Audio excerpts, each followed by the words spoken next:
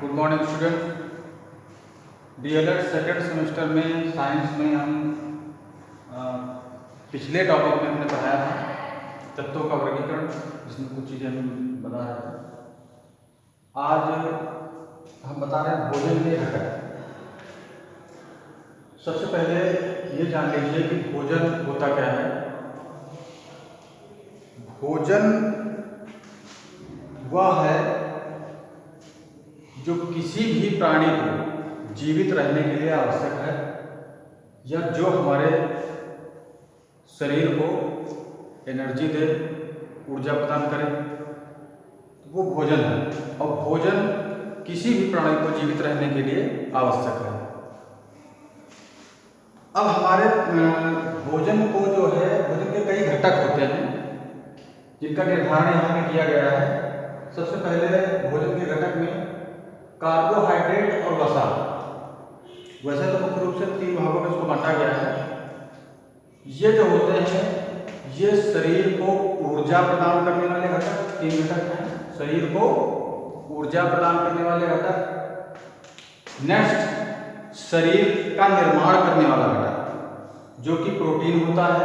ये हमारे शरीर के निर्माण करता है, जो टूटी फूटी कोशिकाओं का उनकी मरम्मत करता है। और नेक्स्ट जो होते हैं वो होते हैं रक्षक, यानी शरीर की रक्षा करने वाले घटक, जिनके अंतर्गत विटामिन, खनिज लवण, जल ये आते हैं। ये है रक्षक। ये जो 3 हैं ये रक्षक कहलाते हैं। ये जो प्रोटीन है, ठीक है, ये मरम्मत यानी कि शरीर निर्माणकारी घटक कहलाता है। और ये 2 जो ऊपर के घटक हैं ये ऊर्जा प्रदान करने वाले घटक कहलाते हैं। अब सबसे पहले बात होती है ऊर्जा प्रदान करने वाले घटक की, जिसमें सबसे पहले है कार्बोहाइड्रेट। जब हम कोई भोजन करते हैं, कोई भोजन खाते हैं जिनमें फल होते हैं, सब्जियां होते हैं, अनाज होता है, कुछ भी होता है, तो हमको विभिन्न प्रकार के अनाजों से, विभिन्न प्रकार के फलों से हमको ये घटक जो भोजन के तत्व हैं ये प्राप्त होते हैं। कार्बोहाइड्रेट, वसा, प्रोटीन, विटामिन, खनिज लवण, जल, ठीक है। तो सबसे पहले हमारे शरीर का कौन सा घटक हमारे शरीर में क्या कार्य करता है वो जानना जरूरी है। कार्बोहाइड्रेट ये मुख्य रूप से ये कार्बनिक यौगिक होते हैं, ऑक्सीजन, हाइड्रोजन से बने हुए। तो ये कार्बोहाइड्रेट, और इनके स्रोत क्या है? आलू है, चीनी है, शकरकंद है, ठीक है। तो इससे जो है हमको कार्बोहाइड्रेट मिलता है, और इसका जो मुख्य कार्य है वो शरीर को ऊर्जा प्रदान करना। ये कार्बोहाइड्रेट का मुख्य कार्य है। नेक्स्ट क्या है? नेक्स्ट है वसा। वसा के बारे में सबसे पहले जैसे ही नाम आता है वसा, सबसे पहले सीधे जान लीजिए कि तैलीय पदार्थ, यानी जो चिकने पदार्थ होते हैं, घी, तेल, मक्खन, जिन तत्वों में तत्वों में घटक होते हैं, चिकनाई होती है, वो सभी वसा के अंतर्गत आते हैं। तो अब यहाँ पे शरीर का कार्य क्या है? शरीर को ऊर्जा व मांसपेशियों को शक्ति प्रदान करना। ऊर्जा, इनका भी काम है ऊर्जा प्रदान करना, लेकिन साथ में हमारे मांसपेशियों को मजबूत भी बनाते हैं, उनको शक्ति भी प्रदान करते हैं। नेक्स्ट है प्रोटीन। प्रोटीन क्या होता है?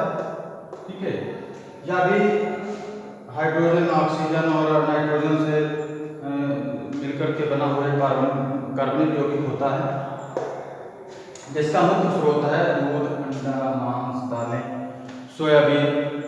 मुख्य रूप से कहा जाता है कि जो दालें होती हैं, चाहे किसी भी प्रकार की हो, दाल है, चना, मसूर, उड़द, वो मुख्य रूप से प्रोटीन हमको प्रदान करती हैं।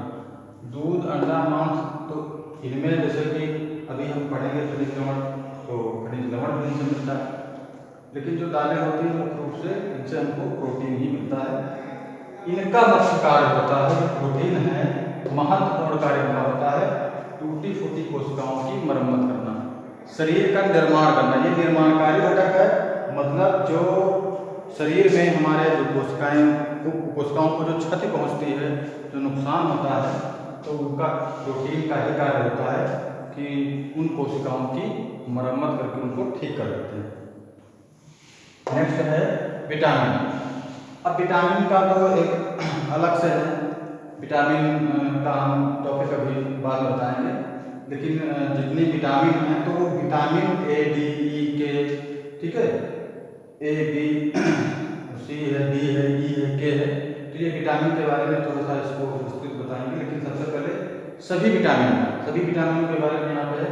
इसका जो स्रोत है, स्रोत का मतलब है कहाँ से हमको मिलता है। हरे पत्तेदार सब्जी से, फल से या अंकुरित अनाज से, तो ये हमको विटामिन मिल जाता है। फल में सभी प्रकार के फल आ जाते हैं, और हरे पत्तेदार जो सब्जियां होती हैं उनसे, और अंकुरित अनाज से। इनका काम क्या है, रोगों से शरीर की रक्षा। मतलब हमारे शरीर में ये जो विटामिन है, अगर ये मौजूद हैं तो जितने भी रोग होते हैं हमारे शरीर की रोग प्रतिरोधक क्षमता बढ़ जाती है, और हम रोगों को दूर करने में ये विटामिन जो है वो सहायक होते हैं, यानी उनको दूर कर सकते हैं। नेक्स्ट है खनिज लवण, नंबर 5। खनिज लवण दूध, फल, सब्जी, अंडे, ये इनका मुख्य स्रोत है। रोग प्रतिरोधक क्षमता को बढ़ाना, मतलब हमारे अंदर ऐसी क्षमता आ जाती है जिसके द्वारा हम रोगों को दूर भगाते हैं, यानी कि रोग प्रतिरोधक क्षमता, रोग ना लगे इसके लिए हमारे अंदर ये इतनी ज़्यादा एनर्जी आ जाती है। नेक्स्ट है जल। जल हमारे शरीर को जल की बहुत ज़्यादा आवश्यकता होती है, ठीक है। तो जल कहाँ से, जल तो प्रकृति से मिलता है, तालाबों से, नदियों से, वर्षा का जल, ठीक है, झीलों से। तो मुख्य रूप से हम जानते हैं कि हमारा जो पृथ्वी का भाग है उसमें 70% जलीय भाग है, ठीक है, और जिसमें 3% जो पीने का जल है वो लगभग 3% ही है जो पीने योग्य है। तो जल प्रकृति से, ये शरीर के तापमान को बनाए रखना, ठीक, या हमारे जो जल के द्वारा जो हमारे पाचन क्रिया है मुख्य रूप से उसको मजबूत करना या पाचन क्रिया को बढ़ाना, ये जल का कार्य है। तो ये भोजन के मुख्य घटक हैं। इन्हीं के द्वारा हम कार्बोहाइड्रेट के बारे में, वसा के बारे में, प्रोटीन के बारे में, विटामिन के बारे में, खनिज लवण के बारे में या जल के बारे में जब हमको कोई क्वेश्चन आएगा तो उसको हम इस तरीके से उनके कार्य के बारे में या उनके स्रोत के बारे में लिख करके उनको